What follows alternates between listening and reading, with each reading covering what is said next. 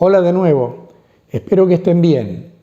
Hoy vamos a migrar desde el Perú, desde las costas peruanas, con el arte mestizo típico de los pueblos andinos, hacia la otra costa, hacia el este, hacia Brasil y especialmente a la región de Minas Gerais, que como ustedes saben es uno de los 26 estados que componen la República Federativa del Brasil. Minas Gerais, antes de llamarse así, era simplemente un territorio por descubrir. Allí llegan bandeiras paulistas con fines exploratorios, en razón de que se habían oído versiones de la existencia de yacimientos de oro y de piedras preciosas, y allí van los bandeirantes, o las bandeiras, que eran grupos armados compuestos por portugueses y sus aliados tupíes y guaraníes. Solo que en este caso no van en busca de otros pueblos originarios para esclavizar y hacerlos trabajar en sus plantaciones, sino que van a buscar metales y piedras preciosas. Pues bien, empiezan a recorrer la zona a fines del siglo XVI, pero recién encuentran los yacimientos, buenas vetas de oro en las montañas y en algunos de los acuíferos de la región a fines del siglo XVII. Como consecuencia de esos descubrimientos empieza a fluir a la zona una enorme cantidad de gente, ¿no? Se desata la primera fiebre del oro que va a conocer Brasil, después va a conocer otras, pero esta fue la primera. Y esa enorme cantidad de gente va a dar lugar al surgimiento de pueblos y ciudades, y una de esas ciudades va a ser Vila Rica, después llamada Ouro Preto u Oro Negro, sitio en el que van a nacer, algunos dicen que en 1738, otros dicen que un poco antes, en 1730, Antônio Francisco Lisboa, hijo de Manuel Lisboa, que era un importante arquitecto portugués, radicado en la zona. Va a nacer del vientre de una esclava africana que tenía Manuel Lisboa, y por lo tanto él va también nacer en la condición de esclavo. No obstante, su padre lo va a liberar apenas el chico empieza a crecer, y no solo eso, sino que lo va a iniciar en el dibujo y también en algunos aspectos vinculados con su profesión, como la escultura y la arquitectura. Por otra parte, para completar su formación, Antônio Francisco Lisboa va a ir al seminario de los padres franciscanos, donde casi durante 9 años va a aprender allí gramática, matemática, religión, en fin, latín, una serie de disciplinas que le van a servir después en el desarrollo de su personalidad y de sus conocimientos, que él va a trasladar al mundo de la arquitectura y la escultura. Pero eso va a venir en un largo desarrollo posterior, un desarrollo en el cual también se va a ir dando de manera progresiva una enfermedad degenerativa que le va a terminar afectando el cuerpo con deformaciones y sobre todo con graves daños en las extremidades, en pies y manos, las manos que precisamente eran su instrumento de trabajo. Eso le ha dado un aura todavía mayor a su obra, que es enorme, al punto que se lo considera el mayor escultor barroco de la historia de Brasil. En ese punto, Antônio Francisco Lisboa se va a convertir en el Aleijadinho, en un personaje casi legendario. Aleijadinho en portugués significa el lisiadito, el deformadito, que es un apelativo cariñoso pero denotativo a la vez de las difíciles circunstancias físicas por las que atravesaba. Su primera obra reconocida es de 1752, que es una fuente labrada en piedra para el patio del Palacio de los Gobernadores. Y después, mientras estudiaba en el seminario de los franciscanos, va a ir tomando contacto con distintos maestros escultores, uno de ellos, un tío de él, Manuel Pombal, que era un reconocido escultor, y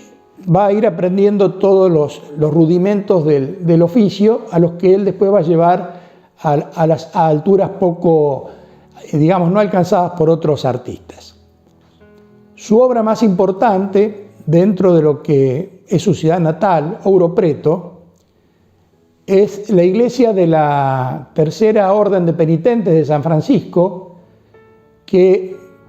es una de las piezas claves que hicieron que la UNESCO declarara a Ouro Preto como bien patrimonial de la humanidad, y en eso tuvo mucho que ver la tarea realizada por el Aleijadinho. En ese caso, el proyecto arquitectónico es de él, pero también casi toda la escultura que muestra la iglesia, desde la parte del frente hasta el interior, fue realizada por él. Es una iglesia que, a la manera que solía ser Aleijadinho, el frente está ceñido por dos torres campanarios más bien tubulares, y un frente que sobresale, un poco convexo, lo cual le da un enorme movimiento al frente, en consonancia con lo que era la idea central del barroco, que era el gran empleo de la línea curva, que también va a aparecer en toda su estatuaria. En esa iglesia, Aleijadinho va a contar con la colaboración de otro mulato insigne, conocido como Mestre Ataíde, el maestro Ataíde, un gran pintor, que es la mayor expresión del barroco pictórico luso-brasileño. La tarea de los dos se va a conjugar en esa iglesia, donde Mestre Ataíde va a pintar la bóveda del templo con una, digamos, sobretabla, en un techo que tiene la forma de una barca invertida, como una barca ancha y panzona invertida, y en esa bóveda él va a pintar una excepcional escena de la ascensión de María a los cielos, con el dato absolutamente significativo y diferenciador de que la Virgen María es una virgen mulata, y los ángeles que la acompañan en ese recorrido ascensional también son mulatos. Es decir, es un cielo mulato, en una iglesia que tiene sobre todo la mano definitoria de dos mulatos, Aleijadinho y Mestre Ataíde. La otra obra relevante de Aleijadinho se va a producir en la ciudad de Congonhas, en el santuario del Bom Jesús, que está inspirado en el Bom Jesús do Monte de la ciudad de Braga, en Portugal, de donde provenía un personaje importante portugués que se radica allí en la zona de Minas Gerais, que quiere decir Minas Generales por la cantidad de yacimientos que se encontraron, y que quiere reproducir de algún modo el Bom Jesús do Monte en Congonhas.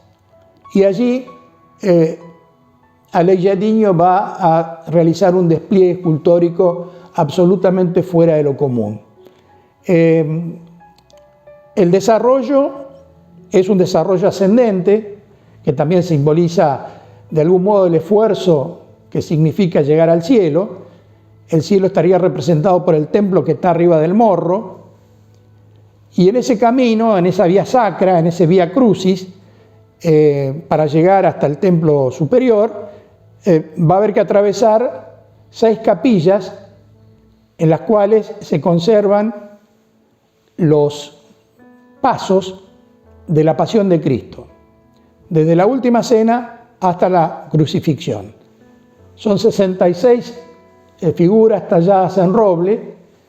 que fueron todas hechas por el Aleijadinho y sus ayudantes, o sea,